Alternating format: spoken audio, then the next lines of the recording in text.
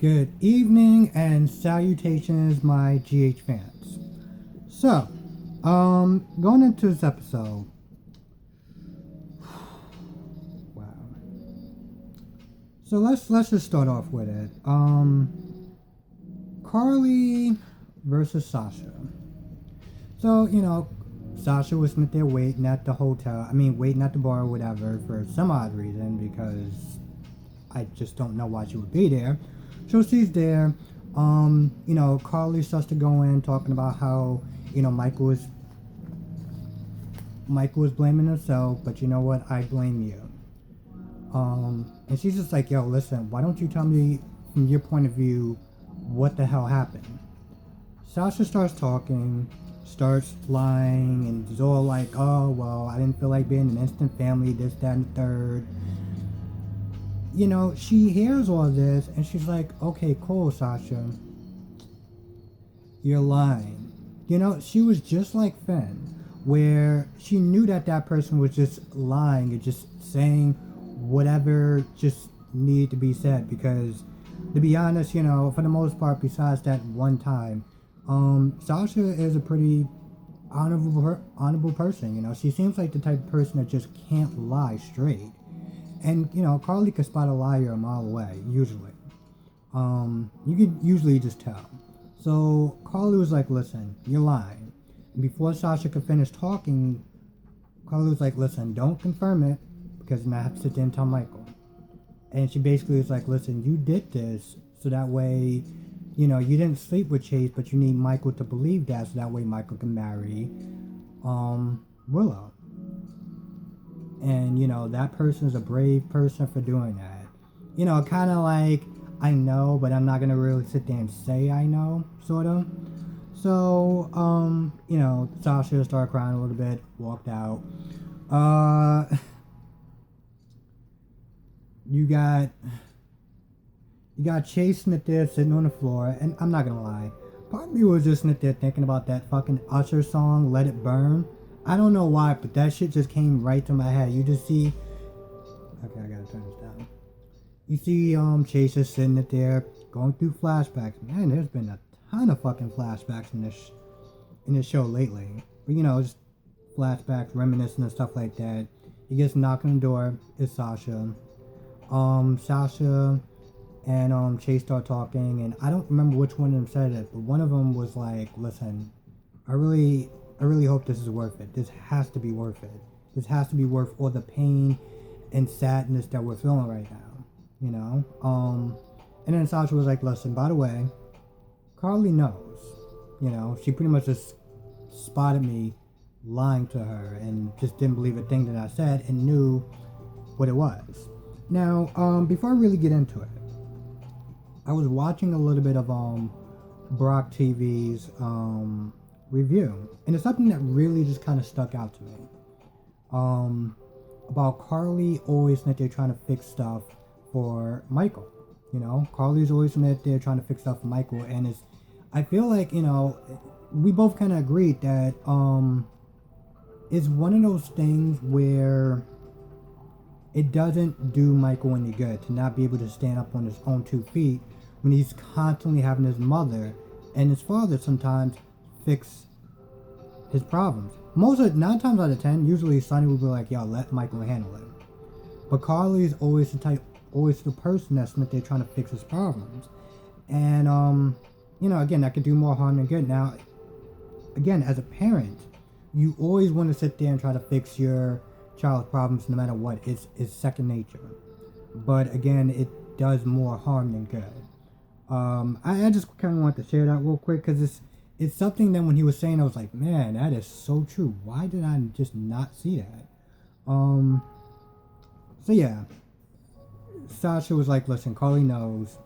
And then Sasha's like, because she's drinking water. And I'm like, she's just like, yo, do you have anything stronger? I was like, that could be a good thing and a bad thing. Because if y'all start drinking whatever fake stuff is going on, may actually turn into the real thing. Moving on. Let's talk about Brooklyn real quick with Brooklyn and Julian. So Brooklyn and Julian, Brooklyn gets to the bar, has her phone out. Julian snatches it for some odd reason. It's like, get the hell out of my damn bar. And pretty much they start talking back and forth. And Brooklyn's like, listen, I know what you did, you know? And all I got to sit there and do is tell my Uncle Sonny, and he'll take care of it. And Julian's like, so do you really want that on your conscience? Calling, I mean, this is the second time that, and I don't understand why now I think about it. The second time that Julian is bluffing and waiting for, you know, trying to see if Brooklyn's gonna call his bluff. And in the end, Brooklyn's like, listen, you know what, Lucas has been through enough, and I'm not gonna put him through any more pain and anguish and stuff like that just to try to keep your dirty little secret. Dustin, or as Brooklyn like to call him, Dusty, walks in, is like, what secret is that? So, you know, Brooklyn fucking covers up the little thing that he was going on with that she was going on with Julian. It was like, all right, cool, that's what happened, let's start doing music. So they start doing music, and you can just tell right away. And granted, I was from the jump that Brooklyn wants to probably be with Dustin. I mean, let's be honest, Dustin isn't married to Lulu, and I mean, you know, the sad thing is that they're both, I mean, to me personally, they're both bad choices. And it's like, well, which one is going to give me the least headache? And they're both, honestly, to tell you the truth, they're equally bad, but Lulu has that self-righteous thing going on, so I'm going to kind of give it to Brooklyn. It's like they're both bad, but she's just she's just more of a headache. But yeah, you know, Brooklyn wants to be with Dustin, and there's no ring on his finger, so I guess Brooklyn is back up to her old tricks. Sort of. And that's pretty much where that scene ends off. So let's talk about. I got my notes mixed up. Okay, so let's talk about Trina and Cameron. Which is probably like my least favorite, let's be honest. They're fucking teenagers, and I feel like it's more of a Disney Channel kind of thing whenever I'm watching them. But so Trina and Cam talk, and Cam at first is like, oh, what about that Spanish test? Trina's like, alright, I can't keep doing this. We need to just hash this shit out.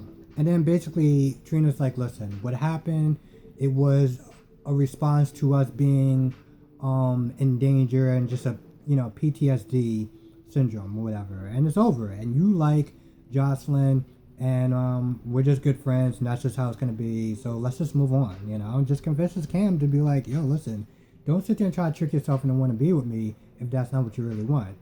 And to be, you know, to an extent, I feel bad for her. I feel bad for Trina because, you know, Dev, you know, originally she wanted, you know, here's the thing, she wanted to be with Cam, wasn't gonna happen, and then she wanted to be with Dev, and then that didn't happen because Dev wanted to be with Jocelyn, and so, and she knows that, you know, Cam still has feelings for Jocelyn, so again, she is second choice, and she doesn't want to be a consolation prize on top of that, so she's like, yo, I can't, no. So she was like, listen, I'm just gonna pull my name out of the hat, and you can just be with Jocelyn, and we could just all be friends and stop being so damn awkward. Because she was like, listen, you've been avoiding me for a week. Oh, I've been doing soccer practice and homework for a week straight. Come on, bro. Let's just. So anyway, they hash it out or whatever. Jocelyn and Dev meet them at the hospital, because I'm gonna get to this in a second. But Jocelyn is pretty much like, listen, we're not in the house arrest anymore. I mean, we still gotta have bodyguards and everything like that, but everything is all good in the hood pretty much. So it was a Disney moment. They was like, let's go to the movies. Cam was like, I don't want to do chick flicks. Jocelyn was like, come on, you actually like chick flicks. Let's just, you know, stop fronting pretty much. And then it was a Disney moment, and he left. Yeah. I was gonna sit there and say chick flicks and like I'm watching soap operas, but whatever. So let's talk about before that. So, Sonny brings in Dev, And Jocelyn's like, listen, we got to talk, but we're waiting for one more member of the family, so to speak. Brando comes in, and which is kind of weird. So Sonny's like, listen, the threat is gone, the threat is neutralized, so everyone can go back to their old lives. Jocelyn and Dev, you can just go out and hang out and stuff like that, be safe. Still gonna have bodyguards with you, but you know, for the most part, you're good to go. So they were happy. They got out the house. Brando was like, well, you brought joy to their world.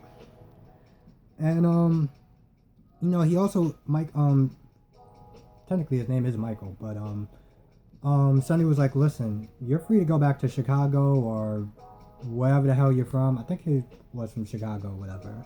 He was like, you're free to return back to your life. And Brandon was like, that's cool and everything, but I want to actually stay here. I want to stay in Port Charles. So, which makes sense because his face is on the intro, so of course he's not going anywhere.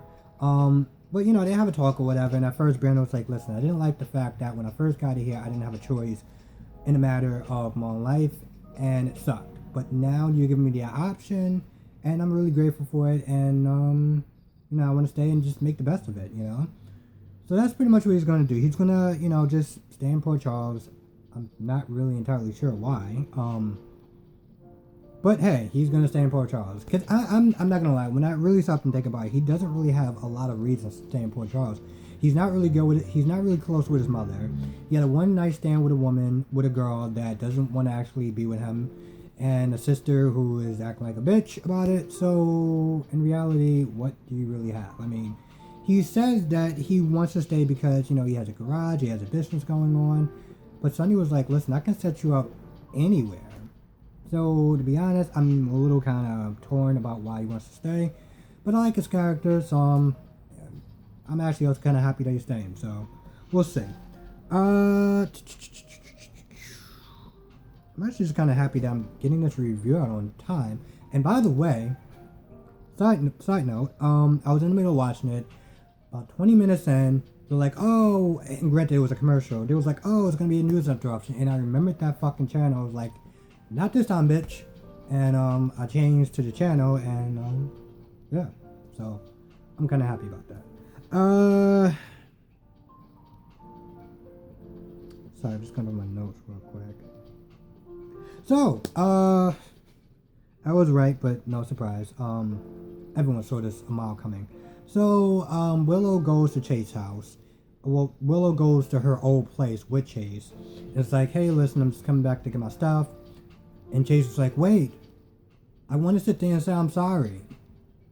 And before he really gets a chance to explain himself, like always, Willow's like, no, I don't want you to explain anymore. What you've done has hurt me, and I can't have you hurt me anymore. And I feel, just cutting them off right at the seams. It was like, no, I can't hurt right now. Please just don't hurt me anymore. Him saying, her saying that was just like, yeah, you're right. I don't want to actually hurt you anymore. And the plan is solid. It's gonna work. And so he just decides to not actually tell Willow. Because that's how those things usually happen. When they're about to sit there and tell somebody something, and then they get cut off, and then an interruption happens, and then they decide to not do it. So, Willow got her stuff, and was like, alright, if I got anything left, just leave it on the side, and, come back and pick it up. Man, I'm not gonna lie. Now that I sit there and think about it, part of that shit just kind of sucked a little bit, because if anyone went through a breakup or whatever, and that's just... wow. So I kind of felt that a little bit. And then, Willow walks out. Chase is sitting there on the floor, just kind of... I don't want to sit there and say man sobbing, but it was a dark time for him. And that's when Sasha comes in. So, Nell walks, finds Michael, whatever. And it's like, oh, listen, I'm sorry about what happened, but you know what? This is going to play out really well in family court. Just kind of, goading him, And it's all like, listen, I can sit there and do full custody. You can see him maybe once a month. Once a month? Wow, way to fucking sweeten the pot, you know? You can see your son once a month and your grandmother's gonna have the jobs back. What do you say? And he was just like, yo, I'm done. I'm done trying to be fucking nice. And he just let her have it. He just started yelling at her, just saying, listen, I'm a better parent, I'm a better person, you're trash, and I'm gonna win. I mean, he really, like, went at her, like, verbally just raising his voice at her. And, now it's like, oh, well, you know what, listen, I'm gonna tell my lawyer all about this, and, I'm gonna tell him that you verbally assaulted me, blah, blah, blah, blah, and I'm gonna tell my lawyer. And then she walks away, and Michael does the most oddest thing that I've seen so far. He picks up this large branch. I mean, this really large branch, like a broom-sized branch, and he starts beating the tree. And I'm just sitting there thinking, I know I'm not Poison Ivy, but I'm feeling really bad about that fucking tree. I mean, it wasn't even a prop tree. He literally just started banging it to the point like chips were just falling off, and I'm like, not really doing the planet any good by showing him wailing on a fucking tree. But he did it. He said he felt better, and actually, tell you the truth, he started doing it, and that's when Willow walked in the park and was like, what are you doing? They talk or whatever for a little bit about Nell and their exchange with Nell, and pretty much Michael's like, you know what, why don't you hit this tree? It made me feel better, so it'll make you feel better. Just hitting something. Listen, I get the idea of running and punching a bag or whatever, but now she's not there just wailing on a tree or whatever, and I'm like, not only this is ridiculous, but I actually still feel really bad for the tree, but okay. After that, Willow's like, oh, I feel better or whatever, and, Michael's like, damn, I played right into her hand, and if she had a recording or whatever, I could be in really deep trouble for this hearing, this custody hearing, whatever. I really let her have it, and that's when Willow's like, good, she's a bitch, she deserves it. And they talk a little bit or whatever, and they're like, at the end of the conversation, they're like, listen, we're gonna make sure, me and you are gonna make sure that she does not get her hands on Wiley. I don't know how long. Side note, I don't know how long this is gonna take before they decide to fucking marry each other, but they kind of just need to speed it the fuck up.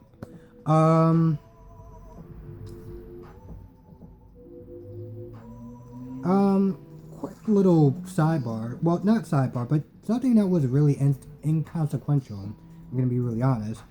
Portia and Liz is talking, and Portia was like, "Listen, I'm gonna sit there and try to head up this new head of medicine, and I want to know your take on it. I want to know if the other doctors and nurses are gonna support me, especially the nurses." And Liz is like, "Listen, I can't speak for the doctors, but as far as the nurses go, you seem competent and stuff like that, and people don't have a problem with you, so you're all good to go." And then she goes and she, I guess, talks to somebody, and she's like, "Listen, I have a hand interview in 3 days, and just to see if I'm gonna get this position." I don't know what that means. I don't know if she's gonna be working more closely with the nurses, and if she's gonna actually have any more interactions with Liz. To be honest, I'm not gonna lie, it was kind of pointless. Like, I hate to say that, but it was pointless. She already has a position in GH, so I didn't really understand what that scene even actually meant, except for just to fill up time. And I almost didn't want to say anything, but I kind of want to give people a full,